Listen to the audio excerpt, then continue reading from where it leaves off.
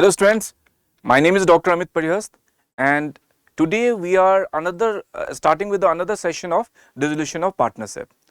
पिछले सेशन में हमने काफ़ी सारी बातें कर ली थी और आज के इस सेशन में मैं आपको प्रिसाइजली जो पिछला हमारा सेशन था तो उसमें हम लोगों ने मिक्स्ड चीज़ें करी थी, लेजर अकाउंट भी कुछ करे थे, कुछ जर्नल एंट्रीज, कुछ टर्म्स, बेसिक कॉन्सेप्ट हमने समझा था। आज का जो हम फोकस करने वाले हैं वो मेजरली जो है वो मैक्सिमम जो होगा वो जर्नल एंट्रीज के ऊपर करेंगे, क्योंकि जब भी आप डिसोल्यूशन ऑफ पार्टनरशिप करेंगे तो दो पैरामीटर्स होंगे, दो टाइप्स ऑफ क्वेश्चंस होंगे, एक जर्नल एंट्रीज बेस्ड होगा, एक लेजर अकाउंट बेस्ड होगा। लेजर अकाउंट बेस्ड में आपको पता ही है कि रियलाइजेशन अकाउंट बनाना पड़ता है, पार्टनर्स कैपिटल अकाउंट बनाना पड़ता है, पार्टनर्स लोन अकाउंट बनाना पड़ेगा और कैश होल्डिंग बैंक अकाउंट बनाना पड़ेगा। अब इसमें क्वेश्चन कैसे आएंगे, definitely will discuss that also, लेकिन अभी बस हम कॉन्सेप्ट बिल्ड कर रहे हैं। तो लेट्स स्टार्ट विद दिस। पहला मैंने यहां लिखा है undisputed profits and reserves are also not transferred to capital account. आपको मैंने बताया था कि while transferring the assets I mean liabilities से हम जो सारा कुछ ट्रांसफर करते हैं रियलाइजेशन अकाउंट में, तो क्या क्या चीज हम नहीं ट्रांसफर करते हैं। तो आई टोल्ड यू कि हम जो अनडिस्प्यूटेड हमारे पास profits and reserves and losses होते हैं उसको हम ट्रांसफर नहीं करते हैं। जैसे मैंने पिछली क्लास में आपको, पिछले सेशन में आपने देखा होगा कि मैंने वर्कमैन कॉम्पनसेशन रिजर्व के बारे में आपको बताया था कि workman compensation reserve if given in the liability side of balance sheet and nothing is given in your additional information, that is called your unclaimed reserve, and this doesn't transfer to the realization account. This has to be transferred or distributed between the partners in their given ratio in the partners capital account. Similarly हमारे पास कोई accumulated losses भी होता है, तो accumulated losses मतलब defer revenue expenditure है, advertisement suspense account है, या प्रॉफिट लॉस अकाउंट का डेबिट बैलेंस है, और if it is given in your asset side same thing, तो उसको हम रियलाइजेशन अकाउंट में क्लोज नहीं करते, हम उसको पार्टनर्स कैपिटल अकाउंट के डेबिट साइड में डिस्ट्रीब्यूट कर देते हैं। तो एज पर दिस कॉन्सेप्ट आपके पास जो भी एक्यूमुलेटेड प्रॉफिट्स एंड रिजर्व्स है उसके बारे में बात करी गई है। तो profit and loss account debit, general reserve account debit, reserve fund account debit, contingency reserve account debit to partners capital account आप कर लोगे, और ये आपके लिए अनक्लेम्ड रिजर्व होते हैं। क्लेम्ड अनक्लेम्ड मैंने आपको बता दिया।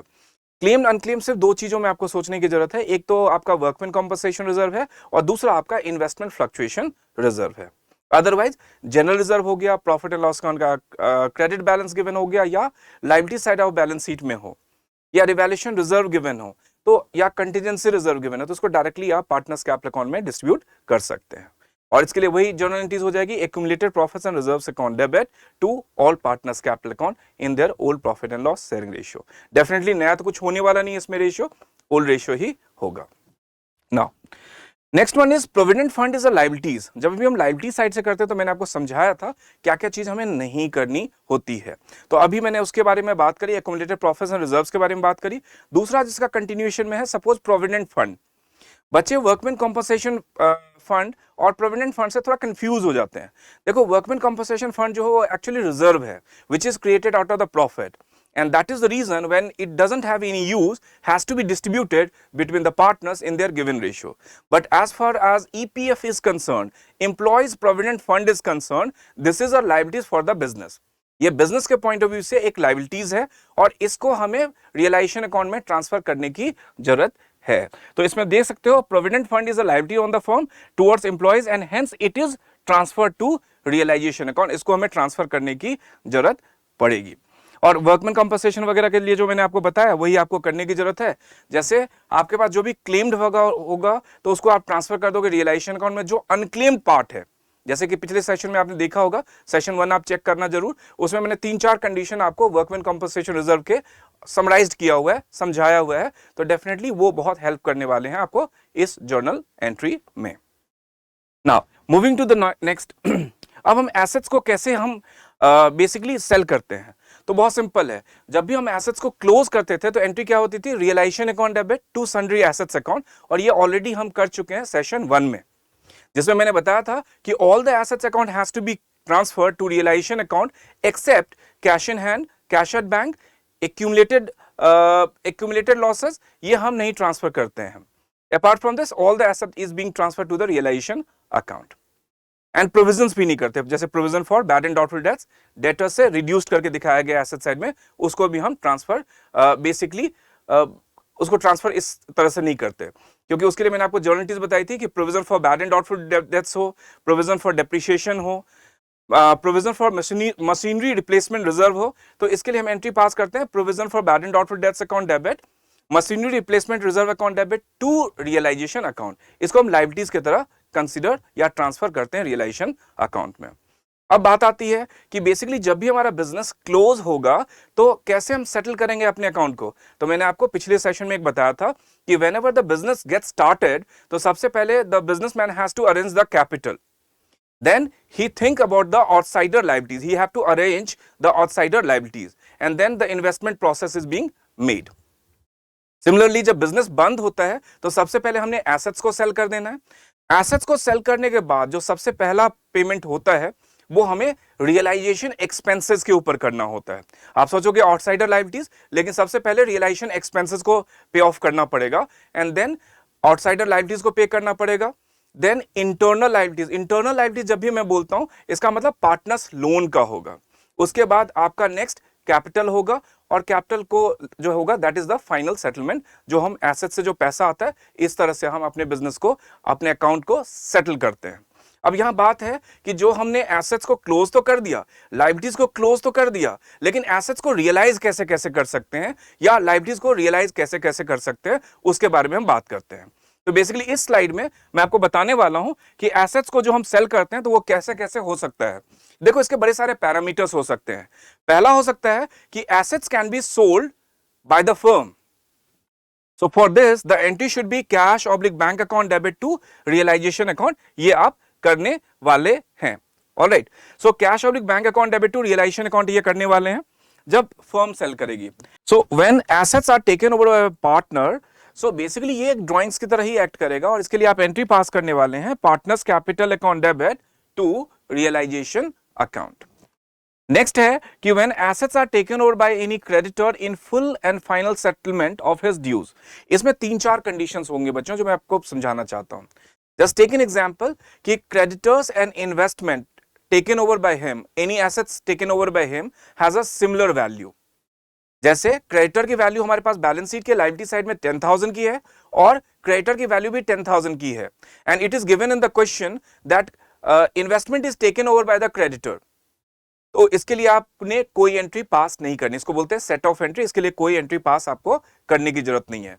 कोई एंट्री का मतलब क्या है कि डेफिनेटली ट्रांसफर एंट्री पास करेंगे आप, जिसमें जब आप क्रेडिटर को ट्रांसफर करेंगे तो आप एंट्री पास करेंगे creditors account debit to realisation account, और जब आप इन्वेस्टमेंट को ट्रांसफर करेंगे तो आप एंट्री करेंगे realisation account debit to investment account.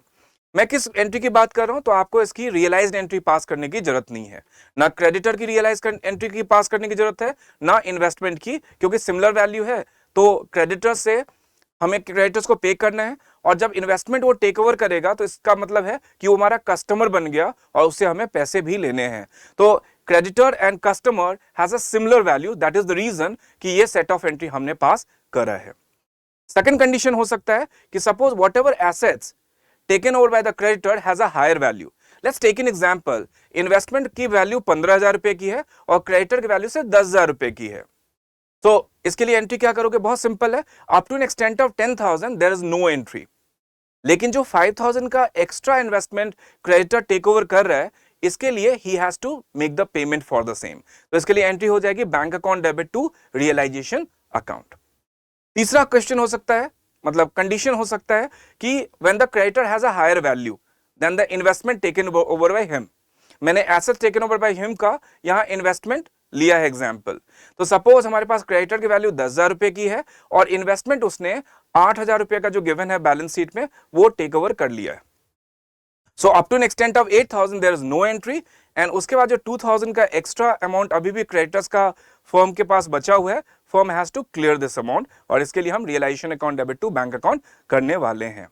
एक कंडीशन बच्चे और भी हो सकता है, जैसे मान लीजिए कि इन्वेस्टमेंट की वैल्यू 15,000 की है और क्रेडिटर्स की वैल्यू 10,000 की गिवन है, and it is given in the question that creditor taken investment taken over by the creditor in full settlement.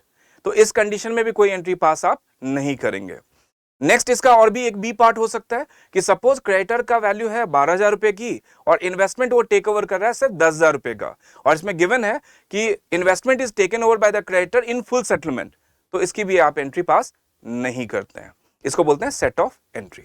Now moving to the next, for payment of liabilities, जब भी आप liabilities को पे करते हो तो इसमें दो कंडीशन हो सकती है। पहला हो सकता है कि liabilities can be paid by the firm, तो एंट्री पास करेंगे आप realisation account debit to cash oblique bank account.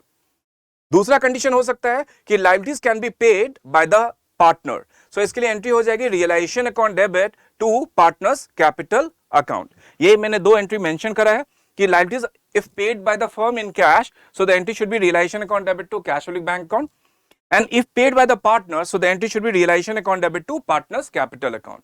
Now one more important thing, suppose किसी liabilities को आपने realization account में close करा है and nothing is stated afterwards, जैसे मान लीजिए क्रेडिटर को हमने क्लोज कर दिया है, क्रेडिटर हमने बैलेंस शीट से ट्रांसफर कर दिया रियलाइजेशन अकाउंट में, और एडिशनल इंफॉर्मेशन में nothing is stated regarding the creditors, तो क्या हम उसको रियलाइज करेंगे?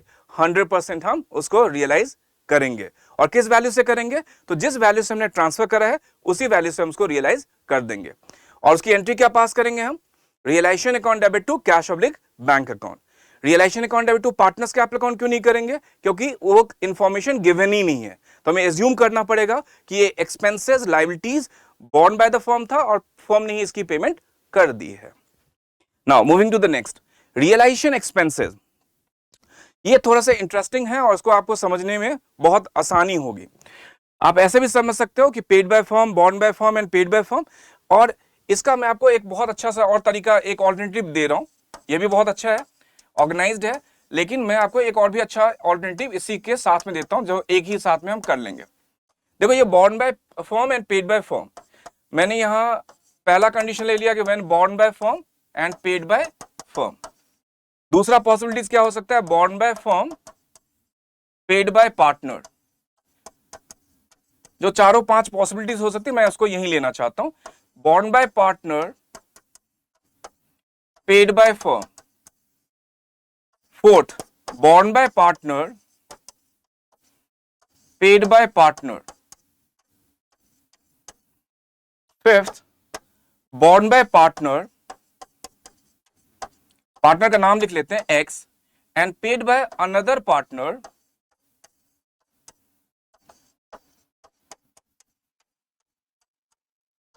Another partner Y. तो सबसे पहले फर्स्ट की बात करते हैं। जैसे borne by firm and paid by firm होगा तो एंट्री क्या करेंगे आप? Realisation account debit to cash oblique bank account, जो हमने यहां लिखा हुआ है। नेक्स्ट है when borne by firm and paid by partner, मतलब फर्म की रिस्पॉन्सिबिलिटी थी रियलाइजेशन एक्सपेंसेस पे करने की, लेकिन पार्टनर ने पे कर दिया, so the journal entry should be realisation account debit to partners capital account. Third condition है कि when borne by partner and paid by firm, bear ये पार्टनर कर रहा है लेकिन अल्टीमेटली इसके बिहाफ में कौन पे कर रहा है? फर्म पे कर रहा है, तो इसके लिए एंट्री पास करेंगे partners capital account debit to cash oblique bank account. Fourth है when borne by partner and paid by partner only, तो basically this is a personal expense और इसके लिए कोई एंट्री नहीं पास करेंगे हम। Personal expenses if it belongs to the firm, तो डेफिनेटली इसकी एंट्री पास करते हैं, जैसे कि हमने थर्ड केस में पास करा है, partners capital account debit to cash oblique bank account. लेकिन ये एक्सपेंस भी पार्टनर से बिलोंग करता है और पार्टनर ही इसको पे कर रहा है, तो ये पर्सनल एक्सपेंस उसका बॉर्न बाय पर्सनली है। नेक्स्ट कंडीशन हो सकता है borne by partner X and paid by another partner Y, तो इसके लिए आप एंट्री पास करने वाले हैं X's capital account debit to Y's capital account. तो प्रिसाइजली ये 5 कॉन्सेप्ट हैं जो हमने पहले 2 कॉन्सेप्ट इस स्लाइड में दिखाया आपको, ये लेकिन प्रिसाइजली 5 कॉन्सेप्ट होते हैं। और आगे जो मैंने कंटिन्यूएशन बताया अलग अलग में, वो यहां आपके पास है। नेक्स्ट है ये भी प्रिसाइजली वही चल रहा है अभी, when expenses are paid by one partner and borne by another partner, तो इसके लिए मैंने आपको लिखा है वही एक्स और वाई का जो मैंने बताया है। नेक्स्ट है for closing of realisation account, तो आपको पता है रियलाइजेशन अकाउंट जब हम क्लोज करते हैं, so we can compare the credit side of realisation account with the debit side of realisation account. When I say कि कंपेयर करना है, मतलब sum total of credit side of realisation account is being compared with the debit side total. Credit side is represented by your income, so आपकी income excess होगी expenditure के, तो then there would be a profit. When there is an excess of credit side over the debit side, then there is a profit, और उस कंडीशन में entry हो जाएगी realisation account debit to partners capital account.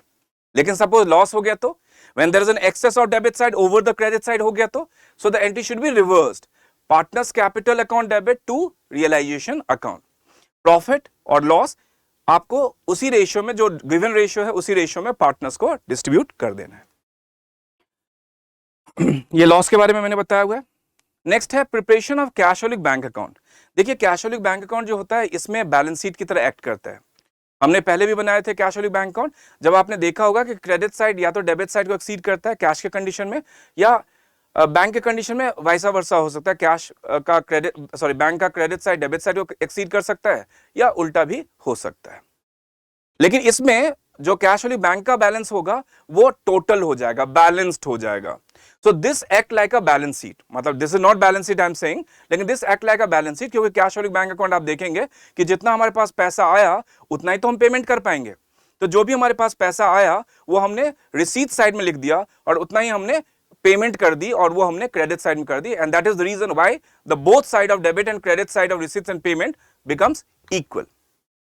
तो इसमें क्या क्या कर सकते हैं आप, कैशोलिक बैंक अकाउंट में बहुत सारी चीजें हैं जो आपको ध्यान में रखने की जरूरत है। सबसे पहले first of all we like to start with the opening balance. उसके बाद आप क्या क्या ट्रांसफर करते हैं, तो जैसे आपने ट्रांसफर कर दिया एसेट, जब आप सेल करते हैं तो उसके लिए एंट्री क्या पास करते हैं, bank to realisation account. Liabilities pay कर देते हैं तो रियलाइजेशन टू बैंक अकाउंट। मतलब एनीवेयर यू फाइंड कि आपका बैंक डेबिट या क्रेडिट में आएगा तो डेफिनेटली आपको उसको बैंक अकाउंट में ट्रांसफर करने की जरूरत होगी। तो यहां भी वही मैंने जो आपको बैलेंस शीट की तरह बताया, ये भी बैलेंस शीट की तरह ही एक्ट करता है। तो ये आपके पास इस तरह से एंट्री करने की जरूरत पड़ेगी। जैसे सिंपल सा है, जब भी आप कैश विड्रॉ करते हैं तो आपको पता है cash account debit to bank account हो जाएगा, और जब डिपॉजिट करते हैं तो बैंक टू कैश होगा। लेकिन जब इसमें हम बनाते हैं ये क्यों कैशोलिक बैंक अकाउंट या बैंक टू कैश, सपोज हमारे पास कैश और बैंक का दोनों बैलेंस गिवन है और कैश का जो बैलेंस है वो हम बैंक में शिफ्ट करना चाहते हैं, या बैंक का बैलेंस हम उसको कैश में शिफ्ट करके एक अकाउंट बनाना चाहते हैं, उसके लिए वो प्रीवियस एंट्री थी। अब आप देखिए कैशोलिक बैंक अकाउंट का ये जो है आपका इंक्रीजिंग साइड है, whereas this is your decreasing side. मतलब जो भी आपका रिसीट होता है, जो भी आपके पास पैसे आते हैं उनको आप डेबिट साइड में रिकॉर्ड करते हो, जो भी पैसे आपके पास से जाते हैं उनको आप क्रेडिट साइड में रिकॉर्ड करते हो। So whatever you are receiving has to be recorded into the debit side, and whatever you are making the payment has to be recorded into the credit side. So let's start with this. Opening balance of cash in hand और cash at bank होगा, वो आप यहां लिख दोगे। जैसे कि मैंने बताया कि if the asset realised by the firm, तो एंट्री होती है कैशोलिक बैंक टू रियलाइजेशन, वो आप कहां लिखोगे, टू रियलाइजेशन अकाउंट करके। दूसरा है कि मैंने आपको जब पिछले सेशन बताया था कि पार्टनर्स कैपिटल अकाउंट का जब डेफिशिएंसी होता है, डेफिशिएंसी मैं फिर से एक बार आपको कनेक्ट कर देता हूं।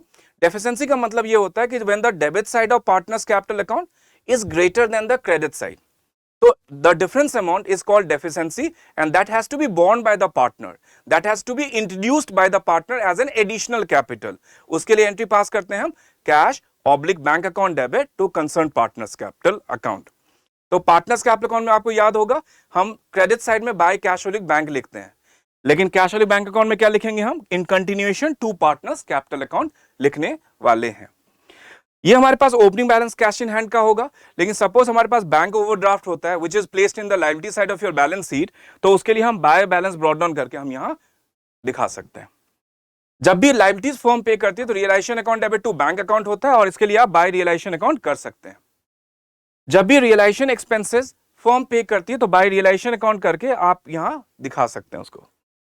पार्टनर्स लोन की जब बात करते हैं तो partners loan account debit, partners loan account debit to bank करके, सो यहां बाय पार्टनर्स लोन अकाउंट करके आप इसकी यहां पेमेंट कर सकते हैं।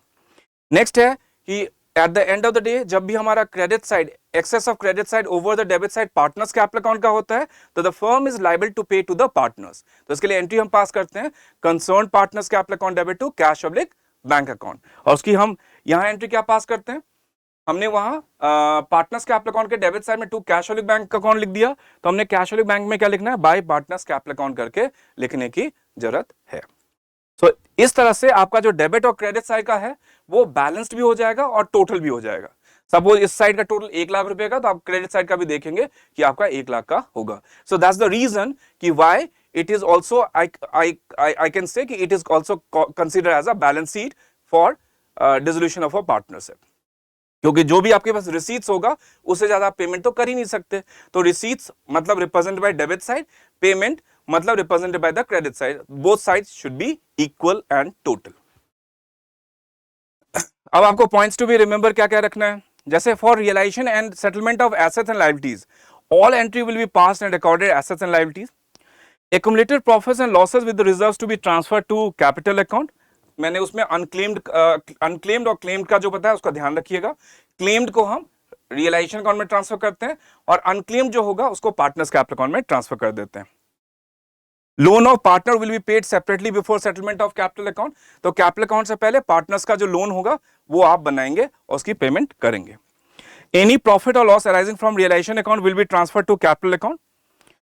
बताइए, आपको प्रॉफिट होगा तो realisation to partners capital account, loss होगा तो partners capital account debit to realisation account. At the end partners will be paid through bank to settle their accounts. आपको पता है credit side partners capital account का जब debit side को exceed करता है तो partners capital account debit to cash value bank account, और जब डेबिट साइड क्रेडिट साइड को एक्सीड करेगा तो cash value bank account debit to partners capital account होता है। एक और इंपॉर्टेंट चीज जो लेटेस्ट चेंजेस में हुआ है, जो पहले हम क्या करते थे, कोई भी एसेट्स को हमने क्लोज कर दिया and if nothing is given in the additional information तो हम ये एज्यूम करते थे कि उसकी वैल्यू जीरो हो गई है। जैसे कि मैंने बताया कि किसी लायबिलिटीज को आपने क्लोज कर लिया and if nothing is stated towards its realised value तो आप उसको सिमिलर वैल्यू मान लेते हो। बुक वैल्यू में जो लिखा हुआ था, जो भी liability side of balance sheet में जिस वैल्यू पे था उसी को आप रियलाइज, उसी को पे ऑफ कर देते थे फॉर लायबिलिटीज। लेकिन पहले क्या होता था कि एसेट्स को जो आपने क्लोज कर दिया and if nothing is given in the additional information तो हम एज्यूम करते थे कि नो वैल्यू पे होगा। Now as per the new changes इसमें क्या करना होगा कि आपको डिवाइड करना पड़ेगा एसेट्स को टेंजिबल एसेट्स और इनटेंजिबल एसेट्स में। टेंजिबल एसेट्स होगा तो जितने प्राइस पे आपने उसको क्लोज करा है रियलाइजेशन अकाउंट में, even if nothing is given आप उसको रियलाइज भी उसी वैल्यू पे करोगे। जैसे फर्नीचर हमने क्लोज करा है 1 लाख पे और नथिंग इज गिवन, तो हम बाय बैंक अकाउंट करके क्रेडिट साइड में हम 1 लाख रुपए दिखा देंगे रियलाइजेशन अकाउंट में जब हम इसका लेजर अकाउंट बना रहे होंगे। लेकिन क्यों करा हमने ऐसा, क्योंकि ये टेंजिबल एसेट्स है। लेकिन सपोज गुडविल के लिए गिवन है, गुडविल 50,000 का हमने क्लोज करा है रियलाइजेशन अकाउंट के डेबिट साइड में और इसके ऊपर कोई भी इंफॉर्मेशन एडिशनल इंफॉर्मेशन में नहीं गिवन है, प्रोवाइडेड नहीं है, तो बाय डिफॉल्ट हम मानेंगे कि इसकी वैल्यू 0 हो गई है और हम कुछ भी नहीं करेंगे। अब बच्चों के डाउट्स आते रहते हैं कि सर स्टॉक होगा तो क्या करेंगे, डेटर्स क्या होंगे। तो बेटा जब भी आप एसेट्स की क्लासिफिकेशन करते हैं तो फिक्स एसेट में टेंजिबल और इनटेंजिबल हो गया, स्टॉक और डेटर्स का जो होता है वो करंट एसेट्स के लिए है। So it is only applicable for tangible और इनटेंजिबल एसेट्स। करंट एसेट्स जैसे आपका स्टॉक हो गया, डेटर्स हो गया, सपोज उसकी वैल्यू हमने ट्रांसफर करी है debit side of realisation account में और कुछ भी एडिशनल इंफॉर्मेशन में नहीं दिया हुआ है, तो बाय डिफॉल्ट हम उसकी वैल्यू भी इनटेंजिबल एसेट्स की तरह 0 मान लेते हैं और nothing could be realised from this. I hope you understand. If you have any doubt feel free to ask. Thank you so much. Take care. God bless.